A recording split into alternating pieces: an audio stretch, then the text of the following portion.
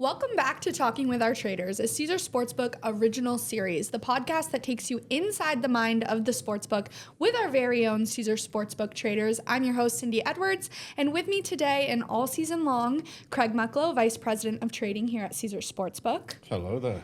And Joey Fiesel, Head of Football here at Caesars. Hello.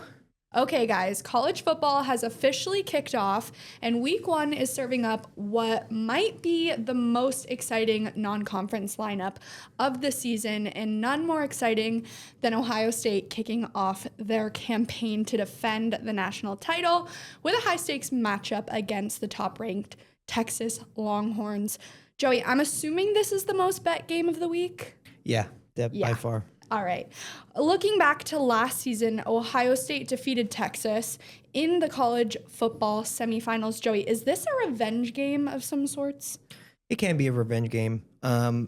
It's a really good game to start the season. You couldn't ask for anything better. 1 versus 3.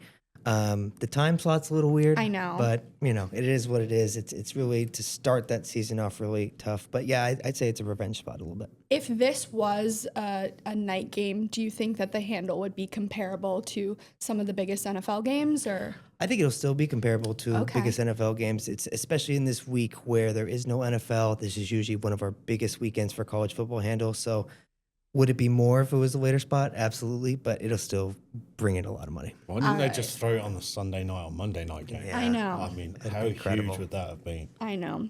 Okay, so why is Ohio State, with a new quarterback and having lost so many players to the NFL draft, the most by any program in college football, favored over the number 1 ranked Texas team, led by the Heisman favorite? Led by the Heisman favorite. Well, it comes down to Ohio State's roster depth. They have an elite defense and a wide receiver room that really is going to make them reliable, a favorite at home.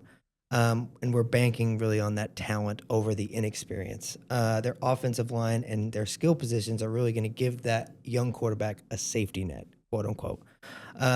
So yeah, that's what we're looking at. And on the other side, Arch isn't necessarily a seasoned veteran. He played in 2 games last year, beat up on the Little Sisters of the Poor. And we do not know if he is the man or not. And we're going to find out on Saturday. Yeah, the facts are Ohio State have depth. They're at home. And they're facing a quarterback with 2 starts, regardless of his name. So stick to the facts and the data. That's why Ohio State should be favorite. Okay, you broke it down to depth, home field, and then obviously Arch. So how many points does home field carry here? I have it at 3 points for the horseshoe. If it was a later time slot, it'd be slightly more, maybe 3.5. It's one of the toughest places to play. But with this time slot, it's still going to be loud. 3 is going to be more than your NFL game. NFL game's around 2. So it is a big deal, but not as much as if it was in that later time slot. Yeah, I had it at 4, but Joey's probably more correct on this one with 3, and he is right. Time of the day and when it plays is also another factor. Right. Okay, so we mentioned Arch Manning. Is this line an indictment against him? And to your point, that he hasn't really proven anything. No, certainly hasn't proven anything, but I don't think this is necessarily an indictment on him. Texas has some other questions, too, in the trenches and at their wide receiver position. And his line also demonstrates that Arch is going to be facing a top 5 defense to start out the year. So not an indictment, but it is a prove-it game for him. The money's come for Texas, so I think it's open 3. Yeah, open 3. We were 1.5 when I last checked. So not necessarily an indictment, more of the money's on the side, but it's not necessarily just on the quarterback. You're betting on 2 very inexperienced quarterbacks. Right. What implications does this have for the rest of the season? It's going to make a big splash in the Heisman race. I think it's only going to be a negative for Arch if he doesn't perform. I don't see him going to 2-1 or 3-1 right off the bat if he has a great game. But it's certainly going to have big implications on the future market and the Heisman market. You're right. Makes sense. Okay, next up we have Clemson versus LSU. These teams have some similarities, but LSU has lost 5 straight season openers. Will Brian Kelly and LSU break this streak this weekend? And is this something you guys take into account when you're setting these odds? No, not necessarily. And if you look at who LSU plays, they always play big name programs to start out the year. So it's not like they're playing, App State or something like that. So you got to give them slightly credit for playing tough in these games. Obviously, it was a heartbreaker the last couple games. I think they lost in the last minute field goal 2 years ago and then lost in the last drive last year with USC. But I still love quoting Brian Kelly's press conference after that game last year. He was so mad. And he was, we're sitting here again. He hits the table. It's iconic. It just was featured on a Netflix documentary. So they certainly want this win badly, but it's against a very hyped up Clemson team that has very high expectations. Yeah. And Clemson are not all that. They're 1-3 the last 4 years opening out the gate anyway. They usually have a tough game too. Yeah, exactly. LSU plus 150 on the money line. I make it a small bit of value on the money line, but I get more value based on them getting 3.5 start. So if I'm taking a side, I'd be taking LSU plus the points. All right. Joey, you mentioned Clemson very hyped. Is Clemson a lock to make the college football playoff if they win this one? No, but a win versus LSU gives them a lot of margin of error down the stretch. Right. The ACC schedule is much softer, not a lot of big dogs in the ACC. So if they can get this one in, then they're looking pretty good. Yeah, they're going to be a heavy favorite in 9 of their 11 games. You can't lose those when you are a heavy favorite. I mean, it didn't upset Notre Dame last year. They still made the final, and they were a 28.5 point favorite when they lost. Right. But, yeah, you can't lose this one and lose one of those. No, for sure. Is there value on the road dog here? Yes. I'm 50-50 on that, but... All right. Okay, let's talk prime time, not games, but Coach Prime. We have Georgia Tech versus Colorado. Coach Prime enters his 3rd season. The Buffaloes begin a new chapter without their Heisman winner, Travis Hunter, and record-breaking quarterback Shedeur Sanders. Some trash talk has already started from Georgia Tech DB Clayton Powell-Lee on the theatrics of Colorado. Craig, you love trash talk. So first, do we think Colorado is still going to be as flashy as they were with the celebrities on the sidelines? Or do we think this new roster is going to bring new dynamics to this season? First of all, timid Craig writes checks his mouth can cash when it comes to trash talk. Okay? Gotcha. Clayton Powell-Lee had better hope that he can back this up now, because every year Colorado have proved me wrong. I've always been the hater of the celeb teams. Right. They've outperformed every year. They've done a great job. As we said last week, there are concerns with Coach Prime's health and how much preparation they've had in place. But, yeah, look, it's not a game I'd personally want to get involved in, but I like the trash talk straight out the gate. Let's go. Joey, what should bettors expect in this matchup? Yeah, Colorado's probably going to still bring out the hype and the stars, but without the star power, at least on the field. They bring in Caden Salter, transfer from Liberty, solid quarterback, though he has some questions, and whether he can actually put this Colorado team over and put them into the spot they were last year. I think this really depends on how this game's going to go. So whether if Georgia Tech, if they're going to come in, they're going to try to control the tempo. That under might be a play if you like Georgia Tech. If you think Colorado's going to get rolling, take the over, because they're going to just keep chucking it down the field like they always do. Yeah. All right. The loaded week 1 continues with Notre Dame versus Miami on Sunday night. Carson Beck's first start for Miami. What should we expect from this very highly touted transfer? Yeah, he's a high floor transfer, played for Georgia, obviously got hurt late in the year, didn't get to participate in the playoffs. He's an accurate passer. We saw how Miami came in Cam Ward, who wasn't necessarily the greatest. Now he ended up as the first pick in the draft. So we should expect him to be good, but it's going to go against a really hard Notre Dame defense, and we'll see if he can show out immediately and kind of, whether they're going to go explosive, they're going to go conservative. You don't know with Cristobal, but he does have a high floor, and he does have the ability to make a splash early. I think he's a very worthy outsider for a Heisman Trophy bet. 18-1 last week when we talked about it. This week, I don't expect anything, because I expect a heavy dose of the run game, because the game will be wet the whole time. There'll be thunderstorms leading into the game, and there'll be showers throughout. So I don't think it's going to be lighting it up through the air. I think he's a tremendous fit for this offense. We saw Cam Ward and some of the magic he performed last year became number 1. Look, you're going to transfer and you're going to be high profile. You've got to deliver, and it just shows what a great quarterback class we could have in next year's NFL draft. Yeah, very exciting. Heisman, is Jeremiyah Love a Heisman sleeper? Yeah. Yeah. I mean, out of the non-quarterbacks, Craig is saying no. Go, Joey. With a Heisman sleeper, here's what you want to have. He's going to be the feature back. He's going to be the man in the backfield. Notre Dame's going to want to run that ball. They didn't get necessarily a great quarterback in who's going to play it. They're not really built as that quarterback or like the Carson Beck like we're going to see in Miami of like take control of that offense. So he's explosive, he's versatile, he's going to get a lot of workload. So outside of the quarterbacks, which this quarterback class is deep, if there isn't going to be a sleeper and those quarterbacks just kind of fight each other and kind of don't live up to the hype, Love will be in the conversation. Did Ashton Gentry win it last year? He didn't. No, and should have. Yeah, he probably should have. Exactly. Ashton Gentry had a career year. Yeah. Lost out to a two-way player who had no stats in the top 10 on either side of the ball. It's a quarterback trophy. It always has been, always will be. The last running back to win it was Derrick Henry 10 years ago. I think the odds are stacked against him. Will he have a great season? Quite possibly, because he's going to be the man. But no, if Ashton Gentry didn't win this last year, then there's no sleeper as a running back. Great points. Maybe a make-up call. Joey, you already mentioned last week that bettors are not backing Belichick. Is this still true? And what should we expect from this UNC-TCU matchup on Monday night? If Belichick's at the helm or his girlfriend, we don't know. But if Belichick's at his helm, do you think she'll be there? I think behind every great man is a she'll great be featured woman, on the camera for sure. Yeah. That's a guarantee. How many times should we set the under set over the there? It'd be like a Taylor Swift scenario. Yeah, Craig's taking the over. This is the only over he'll take. Expected disciplined defense. That's what Belichick is going to be known for. Simplified schemes. It's not going to be something crazy or flashy. That's just not who Belichick is. In an old school game around running the ball, establishing early. I think the angle here is going to be a lowest scoring game, which is hard to say with TCU because they're going to be trying to chuck the ball down. But I think that goes with the defense. Belichick's going to try to keep it close, try to keep it in that one possession to lead in the fourth quarter. So I think it's going to be a lower scoring game. All right, Craig, what should bettors be paying attention to in this matchup?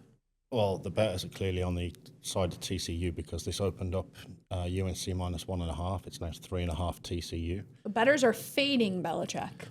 Up until Monday night because this will be the sharp money coming in and the public money will come, and then we'll probably expect some buyback because the love affair of Belichick. Oh, for sure. But yeah, look, he's a defensive-minded coach. He doesn't have Tom Brady, so he's going to have to win close games. Very true. Okay, great. Now let's get into some game predictions. This is where we really get to see inside the mind of a trader. What are your favorite college football games to go over? I like Syracuse, Tennessee over 51. I think the market is overvaluing Tennessee's defense. We saw them fade a little bit late. And there's one thing with Fran Brown and Syracuse is they're going to try to get down the field and go at a quicker pace to try to get control, get a lead early to see if they can compete late. So I got that over 51. Go Orange. I can't pick overs for the life of me. But when looking at some of the spreads and the data, there's 3 cupcake games on the schedule this week that are 35-point favorites. So in that range, those 35-point favorites cover almost 60% of the time historically. So then I look for, get me the 35-point favorite, most likely to cover with the lowest total. So that's Michigan and New Mexico at 49. Hopefully New Mexico can score 10 points, Michigan cover, and there's your over. That's the only way I could find one. All right, what's your favorite college football game to go under, Craig? I love me a primetime under, always have, regardless. The primetime game, Miami, Notre Dame, thunderstorms all day. It's going to be a wet field. It's going to be raining throughout. Easy enough. First half under 24.5, Notre Dame, Miami. All right, Joey? I like Temple, UMass under 47.5. Both these offenses are not very good. I don't expect a big year-over-year improvement. Both the defenses aren't very good, but I'm going to go for that the defense is really going to have that upper hand in this first couple weeks. So I'm going to go with the under on that 47.5. All right. What's your favorite college football game team to cover the spread? I like Utah State -6 versus UTEP. Line already moved. It was 4 earlier. It's still it's now up to 6. Not a lot of resistance there. I really do not think positively about this UTEP team. And Utah State brings in Bronco Mendenhall, coach that I respect a lot, and I think he'll be ready to go early. Dog-wise, Southern Miss plus the points plus 13. And as a favorite, I'm going back to the 35-point covers, so I'll take USC minus the 35. All right, we got 2 out of Craig. Craig, what is your upset of the week in college football? Last season, you were phenomenal at calling these, so let's see if you can keep it up this year. Mistakenly, I opened my mouth yesterday when I was in the office because I'd already done this Tuesday, the question for this, and I looked, and Charlotte was number one on the list. They were plus 210 on the money line. I made them plus 150 on my numbers, so there was huge value on the upset. I spoke to Joey, and then all of a sudden, when I went to look at it last night, it's plus 162. I'm like, really? Crazy how that happened. Yeah, somebody's trying to sabotage. I don't know if we took money or somebody was deliberately trying to sabotage my phenomenal run of dogs last year. But it's still a little bit of value. But Charlotte was on the list, so I'm going to stick with Charlotte against App State. All right, Joey. I got Northwestern versus Tulane. It's kind of one of the rare moments you're going to get a Power 4 team that's going to be an underdog to a non-Power 4 team. Tulane also brings in Jake Retzlaff, the quarterback from BYU, but they bring him in really late. So is he going to be ready to go? Without that summer preparation, I'm not feeling it. I think Northwestern really kind of undervalued last year, really solid defense. I'm going to take them. Don't have the odds here, but they were 6-point dogs, so whatever that translates to. I like it. Okay, Craig, you mentioned a couple games that are under Weather Watch. Break us down what games we need to pay attention to the weather-wise. It's pretty boring this week. That's there's okay. no real heat, which we got in a couple of games last week, but we've got thunderstorms throughout the day. So if you are betting these games, be mindful that they stop the game and delay it and wait for the thunderstorms to clear. So you've got to be mindful of that. So usually the advantage is heading into the first quarter on a wet track. So there's 3 games with thunderstorms throughout and rain. So Mississippi State versus Southern Miss, hence my plus 13. Alabama and Florida State, and Notre Dame, Miami, and they're all in the same state or thereabouts. All right. Okay, guys, let's move on to NFL. We are officially a week out from start of season. It's felt like forever, but here we are. Any preseason injuries or absences that are quietly impacting lines more than they should?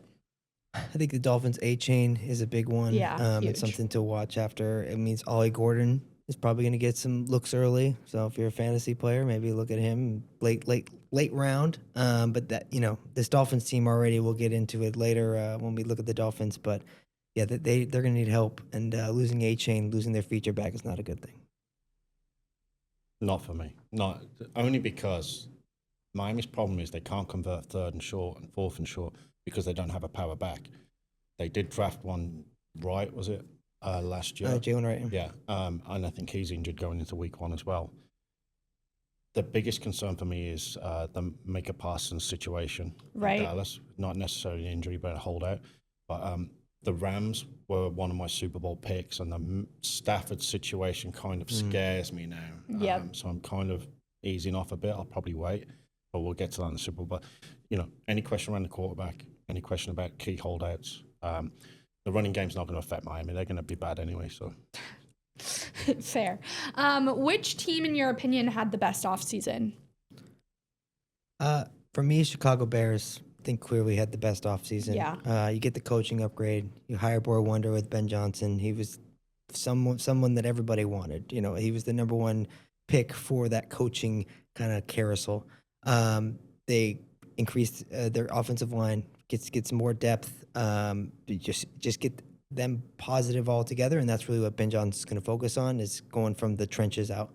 Get a defensive boost, and then just building up those skill positions too. Get Luther Burden, who fell a little bit in the draft. Ben Johnson still saw it, and he took Colson Loveland, which everybody thought Warren was going to be the number one tight end. It wasn't. So obviously Ben Johnson sees something in him. So I think, the Bears overall and what they've struggled in the years past is their offense. They've really kind of patched that up, and hopefully in this season they're going to be able to kind of get over that line. Craig, agree? Yeah, I like the Bears. I think they'll give the Packers a run for the division. Don't get Bears fans too excited. I don't particularly want to, but off-season for me too. The Saints had the best off-season because they're tanking for Manning. So they've unloaded some key pieces, starting a rookie quarterback week 1. They're in full tank mode already before the season started. So stick to the plan. The other one is the Giants. I think they had a great draft. And they've got a quarterback of the future. They've got a defensive player of the future. They got Scatterbo as well in the draft, who I loved as a running back. Not this year. definitely will be on my radar next year for sure. So if they have like a mid-year, 7-8 wins, that doesn't set them up for failure, but it also sets them up for success because they're still getting a mid-round pick for next year. So they'll be there or thereabouts. They will compete this year. Craig's thinking the long game. Yes. Which team had the worst offseason? I think Miami Dolphins had the worst offseason. Sorry, Craig. But offensive line still a problem, and especially with Tua's injury concerns. That could be very problematic. And we've seen them without Tua; it's night and day. They look like a completely different team. Right. Tyreek Hill uncertainty. That's your bread and butter. That's your main skill guy. He seems to be not buying into the team, and that's not good going into the season. And now we went from Mike McDaniel being that hot commodity to potentially on the hot seat this year. I think they had a bad offseason. And they have zero secondary. Like the secondary is the offensive line and the secondary are already issues regardless. Then they've lost 2 of their potential starters in training camp through injuries for the year. Trading for Micah Parsons is a good thing, but he's getting on. Every single week, I will be looking at the opposing quarterbacks over passing yards against the Dolphins. Wow. Worst offseason for me, the Panthers, because Joey picked them for over the season wins last year, head coach of the year, everything. So the Panthers are toast. Just think back at Christian McCaffrey last year over anytime touchdowns. Yeah. He finished the Yikes. season. But in realist, it's the Saints. They're in full tank mode, and the worst is we're going to be fans of the Saints every single week. We usually are on the bad teams, and the irony is Caesars is the number 1 fan of the Saints anyway because we sponsor the Superdome. So we're all in on the Saints this year. We're all in. Yeah. All right. We all like the Bears in their off-season upgrades. Will Caleb Williams be the first Bears quarterback to throw for 4,000 yards in a season? This is an actual market that's available on Caesar Sportsbook. Possibly. Unlikely, though. I think, the positives, look at the scheme, look at the skill combo. You got DJ Moore, Roma Dunze, and then Loveland and Burden. So they have the weapons to support it. But the problem is Chicago gets pretty bad weather late, and that's probably why this Chicago quarterback never gets 4,000 yards. It's brutal when you go November on in Chicago. I've bet worse 5-2 shots in my life, and he's 5-2 to get over 4,000 yards. But the Bears historically have always been run first and strong defense. That's their identity ever since the Hallis days. Has he got the weapons? Yes, but he's going to have to do it early. The only other way I can see it going over is if they don't do that well and they're chasing games, then you got to air the ball out more. And I think he'll be a lot better quarterback than last year, that's for sure. All right. Moving on. Which 40-plus-year-old quarterback will have the better season, Joe Flacco or Aaron Rodgers? Aaron Rodgers. Not that I think he's going to have a phenomenal season. They're going to run the ball, but Flacco is simply going to be a bridge to their next quarterback. So we're not going to get that many looks. Is Joe Flacco going to look probably good in some games? Most likely, he always does. But I think he's simply the bridge into the next quarterback. Gotcha. Statistically or season wins. I mean, if it's season wins, it'll be Rodgers. Right. Statistically, I still think it'll be Rodgers only because he's got the job in Pittsburgh. That team's well built. The whole organization is well organized. The Browns are a couple of bad games away, or a couple of losses, or a bad Flacco game, and then the catcalls will come out. Oh, replace him. It's time for Dylan Gabriel. It's time for Shedeur Sanders. It's time for whoever they signed yesterday. They signed another one yesterday, didn't they? Yeah, I think they did. Yep. Bailey Zapp. That's who they signed. Oh, Bailey Zapp, yeah. So I think a New England guy. Yeah, I mean. Personally, I'm a bigger fan of Flacco because he's won me a futures ticket on the Super Bowl. Yeah. Aaron Rodgers hasn't. But it's Rodgers. It's a no-brainer. All right. I have to ask this question. Did Travis Kelce's engagement affect his player props? No. No. Not in the slightest, no. It affected his bank balance because That's for sure. How much coin do you have to spend to buy your fiance, who is a billionaire, on that ring? Well, maybe it was an investment. She's a billionaire.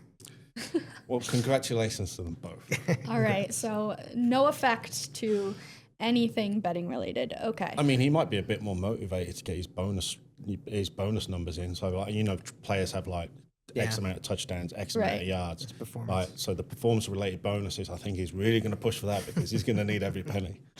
All right. Do you guys want to play over under rapid fire? Yeah. All right, let's do receiving touchdown edition. Over under Travis Kelce 4.5 receiving touchdowns. Under. No, because of the engagement. Okay. Over. He's got to go. He's gone over that. He's gone over that number 9 of 11 seasons. So over. Over under Brock Bowers 5.5 receiving touchdowns. Over. I agree, only because Geno Smith's core of his touchdown passes have gone to tight ends, so he does like tight ends. All right, over under Tyreek Hill 7.5 receiving touchdowns. Under. By a mile. Yeah, I like the under as well. And if Tua is injured at any stage, it's a done. Yeah. Over under Jamar Chase 10.5 receiving touchdowns. Over. They're going to be down 3 scores every game. Exactly. It's exactly what I had. Yeah, the Bengals teams like last year. Over under Justin Jefferson 9.5 receiving touchdowns. Over. I'm a fan of JJ McCarthy. You're wrong. It's under. Rookie quarterback, no chance. Over under Marvin Harrison Jr. 7.5 receiving touchdowns. Under. I think he's going to get there on the field yards wise, but I don't think he's going to get in the end zone. Welcome to Hello Double Coverage. Over under DK Metcalf 6.5 receiving touchdowns. Under. They're going to run the ball. I agree. All right, I like it. Let's get into Super Bowl predictions. It's almost start of season, so we got to do this before we can see what's going on. Who would like to start? I'll go ahead and start. Just all right. So last year we were on we were on the same last year. I wonder why. Yeah. And well, we both saw value in the Eagles in that cash. For those who newly listening, who weren't listening last season, Craig picked the Eagles, and I believe about 10 seconds later, Joey also picked the Eagles. So he technically picked it before. Technically, I had it written down. I believe Joey had it on his sheet. We can find the notes. We can find the notes. Yeah. Wasn't coordinated. So but I think it's a good idea. You go a first. plagiarist. I'll go first this time, just so there's no questions. But I'm going to a side where Craig's not going to go, and I'm going to go where my reputation precedes me, and that's taking a favorite. But when I looked at all the values, I agree with the market. I didn't see any sort of actual value anywhere outside of this pick, and that's the Baltimore Ravens. I think defensively they are sound. Lamar, probably angry he didn't get MVP when he probably should have last year. Derrick Henry, the man is getting older, but somehow just has the best body. He takes control of it. It's a Harbaugh. They're finally due. Give me the Ravens at 7-1. They are due. I agree. They're the best team on the board. For sure. That's why we can't take them. I'm going to let you in some insight into how I get to my Super Bowl picks. Okay, break it down. I'm going to tell you how Joey gets to his first. He goes, "Hey, ChatGPT, can you tell me a team in the NFL between even money and 4-1 to win the Super Bowl, please?" And he come back and says, "That's a shrewd question, Joey." So that's how Joey got the Ravens. Look, when we do the schedule, when the schedule's announced, and we price up all 18 weeks, you then get some sort of team rankings. I eliminate teams that are single digits because you can bet them in October, you can bet them in November. Like, they're not going to be ridiculously short. I mean, the last time I remember the Rams, when they had that real good start, they got as short as 6-4. You could have parlayed up all their money lines in the playoffs and it would have been bigger than 6-4. So there's still value later in the season. I then look at the remaining teams in my top 10 that are around the 18 to 20-1 mark, and because there's some value, because they're never going to go. If the team is bad, that money's gone anyway. But if they become value, they get shorter and shorter and shorter. You're not going to get that money. Yeah. So I landed on 2 this year. Originally, I had the Rams, but the Stafford concerns concern me, so I'll probably hold back and wait a week or two. If I end up with 14s or 16s, fine. I love the Packers. I think they're built for a great year. All their hard games are at Lambeau. They've got an easiest division now, so maybe the possibility of home field advantage. The Eagles got there last year. They were the better team. The Bengals concerns me on the AFC side. They've played preseason. They seem to be gelled. They know that they've got to get through week 1 and week 2, which has always been their Achilles heel. At 20-1, the Bengals maybe as a saver, but definitely the Packers. And if you're really a degenerate like me, we offer exactas, so you can bet Bengals and Packers either side, 150-1 both sides. So there you go. All right, great lead into my prediction. I'm taking the value play. Bengals 20-1. To your point, they played the preseason. That's what I thought they should do. 2 words: Joe Burrow. Will he be? If the offense continues to be as explosive as they were last season and the defense takes a significant step forward, emphasis on significant, I think they're the scariest team. They'll be dangerous. They'll be dangerous. Offensively, yeah. Yeah, right. So I love that we all chose someone different. There are no plagiarism. Nope. No plagiarism going on. All right, Craig. Speaking of Super Bowl, do we have any Super Bowl halftime predictions? I really hope they play Hannah Montana. Who? Hannah Montana. Never heard of him. Never heard of Hannah Montana? I have Miley Is it a band? Cyrus. I have Miley Cyrus You have Miley written Cyrus? down. Wow. Miley Cyrus. How did we come up with that? Look at that. And that's crazy. Is Hannah Montana a band? Craig, this is it's insane. a character. Okay. Oh, okay. The daughter is very still. It's an She older likes show. Hannah Montana? She loves Hannah Montana. I love that. I love that. I grew up on that. So you got Miley Cyrus. Yeah, I do. Not a bad pick. Miley Cyrus is Hannah Montana, by the way. I mean, the obvious pick is it's probably be a rapper because the NFL's deal with Rock Nation. Yeah. Jay-Z's the owner. Jay-Z is, yeah. Okay. However, and this is my absolute dream if it ever happened, because they did the greatest national anthem at a hockey game ever, and the best band coming out of the Bay, Metallica. Oh, yeah. I wonder if they could have a Metallica Jay-Z little collaboration. And then Miley Cyrus comes out. She's got a rock album. It would be perfect. I think it's great. Does the internet go that far back for Hannah Montana? I'll have to check. It goes far back. Go. Daughter can find it. Yeah, you can find it, Craig.